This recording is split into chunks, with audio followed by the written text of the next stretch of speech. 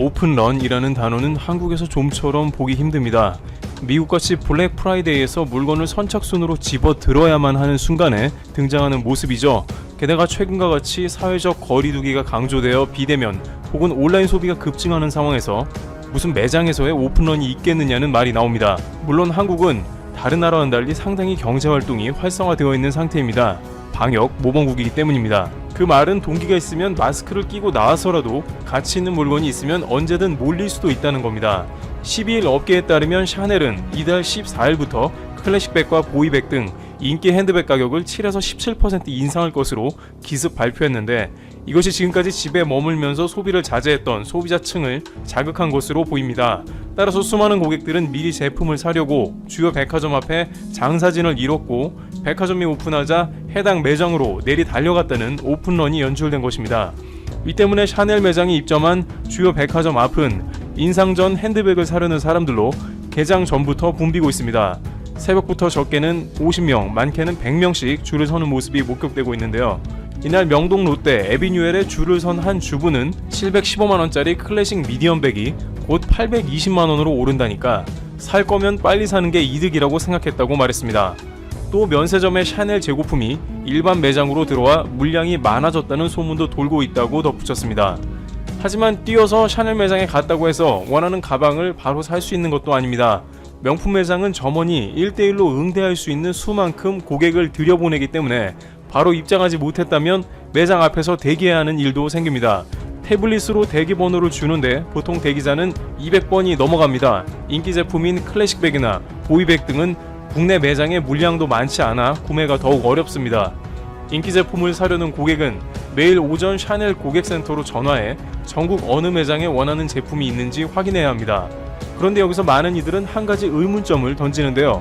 왜 샤넬은 이렇게 오프라인 소비가 감소한 이 시점에 느닷없이 가격을 인상했냐는 것입니다. 게다가 샤넬의 가격 인상은 지난해 10월 이후 7개월 만으로 인상 속도마저 너무 빠릅니다. 그러나 그 대답은 결국 되는 시장이니까 시장 원리대로 가격을 올려버렸다는 것으로 대답이 연결됩니다. 한국은 세계에서 둘째가라면 서러운 명품, 특히 명품 가방 소비국으로 명품 회사들이 놀랄 정도라고 전해집니다. 글로벌 시장 조사기관 유로모니터는 2018년 한국의 명품 시장 규모는 약 13조 원으로 종주국 프랑스를 제쳤다는 것이죠. 게다가 매년 거의 7%에 가까운 성장률을 기록했는데 매출액으로는 세계 8위권에 해당하는 수치입니다.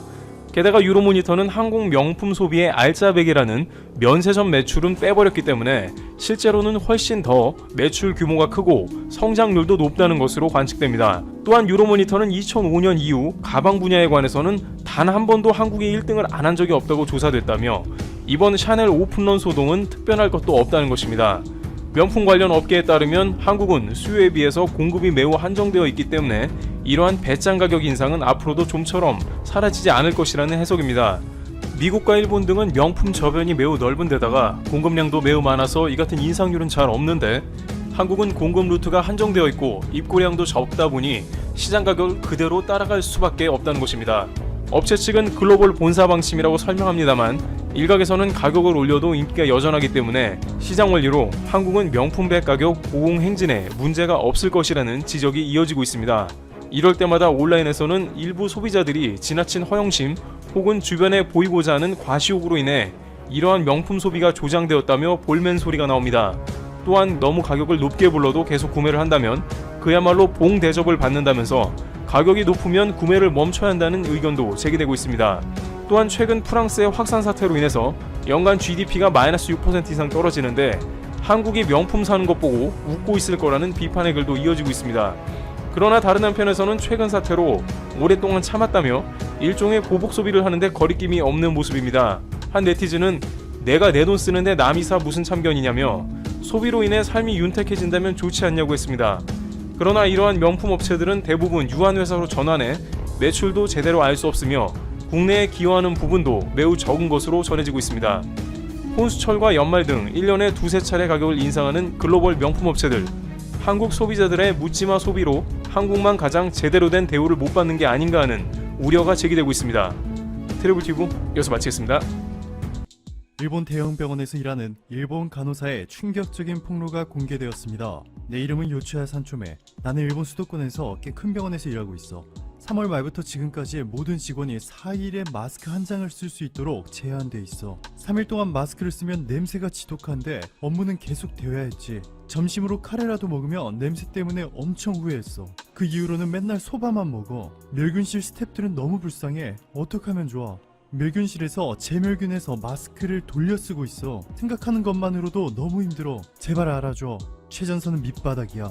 이 일본인 간호사의 편지는 현재 일본뿐만 아니라 한국에서도 화제가 되고 있는데요. 일본 언론에서는 자세히 공개하지 않고 있는 현재 일본의 실상을 너무나 적나라하게 표현하고 있습니다. 한국과는 달리 일본에서는 마스크 사재기도 없고 정부에서 마스크를 뿌려준 덕분에 넉넉하다는 일본 언론의 주장은 완전히 거짓임이 드러났습니다. 자, 그런데 이보다 더 심각한 문제가 있습니다. 일본 교도통신은 아이치현이 최근 기자회견을 열어 이번에 발생한 신규 확진자 28명 가운데 24명은 음성이었다 라고 말을 바꿨다 전했습니다. 엉터리 검사를 한 셈이죠. 일본에서 80대 A씨는 양성 판정을 받고 확진자와 같은 병실에 머물렀는데 다시 검사해보니 음성 결과가 나왔고, 또 다른 이는 고비를 넘기지 못하고 세상과 작별한 후 양성 판정이 나와 가족들이 장례조차 치르지 못했는데 최종 결과는 음성인 것으로 나타났습니다. 일본도 다른 나라들처럼 진단키트를 사용해 확진자를 판별하고 있지만 문제는 국제 정치적 이유 때문에 한국의 진단키트를 적극적으로 도움받지 못하는 상황이기 때문에 진단키트 숫자가 절대적으로 부족한 상황입니다. 일본에서 진단키트를 만들고 있는 회사라고 해봐야 라쿠텐과 시스맥스 정도인데요. 한국과 비교하면 개발 시점도 너무나 늦었던 데다가 생산 규모도 압도적으로 초라한 상황입니다. 일본이 얼마나 급박한 상황에 직면했으면 평소에 한국에 대한 온갖 비난의 목소리에 앞장서던 일본의 산케이 신문은 현재 한국의 진단키트를 수출해달라고 요구하고 있는 나라가 100개국을 넘어섰다. 4시간 정도면 확진 여부를 판단할 수 있다. 한국산 진단키트에 대해 칭찬 세례를 퍼붓기 시작했고, 일본의 노벨 생리의학상 수상자인 야마나카 신야 교토대 교수는 최근 엑스제팬 멤버인 요시키의 유튜브 방송 중에 이렇게 말합니다. 이제는 일본이 한국에 정말 제대로 고개를 숙여서 정보를 제공받아야 한다. 그렇게 많은 데이터를 가지고 있는 나라가 일본 바로 옆에 있지 않냐? 라며 한국에 정말 진심으로 부탁하고 한국이 차곡차곡 모아 갖춰놓은 정보를 얻어야 한다 라고 말이죠.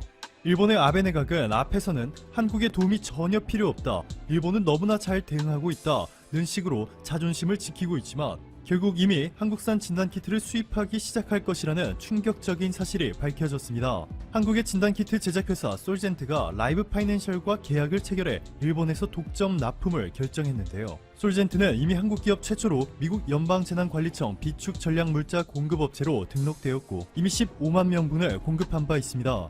그렇게 까다롭기로 유명한 미국 FDA가 이미 한 달 전 솔젠트가 만든 진단키트의 미국 내 긴급 사용 승인을 허가해 주었죠. 일본 내 확진자 수가 어느덧 11,000명을 넘어선 가운데 끝까지 한국산 진단키트를 받지 못하게 되면 도쿄가 제2의 뉴욕이 아니라 세계에서 가장 심각한 수준으로까지 치닫을 가능성도 배제할 수 없는 상황인데요. 가장 심각한 이유로 거론되고 있는 것이 바로 일본의 파친코.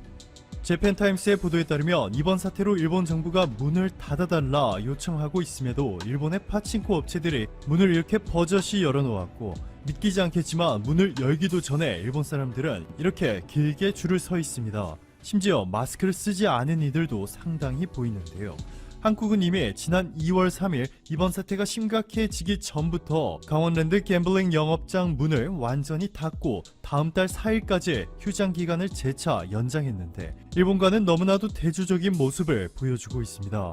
아무리 일본이 한국산 진단키트를 수입해 일본 내 검사를 늘린다 하더라도 이렇게 구멍이 너무 많아서 전 세계가 극찬하는 한국의 평평해진 곡선 그래프를 일본이 재현할 수는 없을 것이라는 것이 전문가들의 입장입니다. 자, 그런데 여기서 더 충격적인 것은 베트남 일부 언론이 한국산 진단키트는 정확도가 떨어진다며 베트남 하노이 기술대와 이노제넥스 연구진이 공동 개발한 베트남산 진단키트는 진단 시간을 기존 4시간에서 70분으로 단축시킬 수 있다 라고 대대적으로 보도하였는데 결국 한국산 진단키트 20만 개, 약 600만 명이 검사할 수 있는 규모를 한국으로부터 수입하기로 했습니다.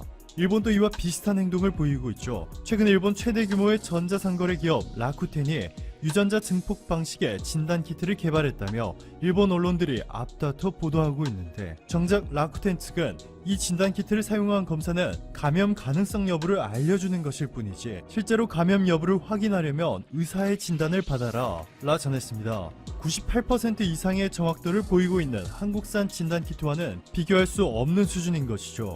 여기에 최근 한국기초과학지원연구원의 박창균, 김승일 박사 연구진이 단 1분 만에 감염 여부를 확인할 수 있는 바이오 센서 기술을 개발하는 데 성공해 또 한 번 전 세계로부터 뜨거운 관심이 집중되고 있습니다. 기존에 사용하던 유전자 증폭 검사는 무조건 3시간 이상 소요되었는데, 이번에 한국 연구진이 개발에 성공한 바이오 센서는 면봉으로 코에서 채취한 검체를 별도의 전처리 과정 없이 그 자리에서 즉각 판별이 가능한 것으로 전해졌습니다. 이번 한국의 개발 소식은 미국 화학회가 발간하는 국제학술지 ACS 나노지에 실리며, 그렇지 않아도 독보적으로 앞서고 있는 한국산 진단키트의 위상을 다시 한번 전 세계에 증명시켜 주었습니다. 오늘도 감사합니다. 최고로 멋진 하루 보내시길 바랄게요.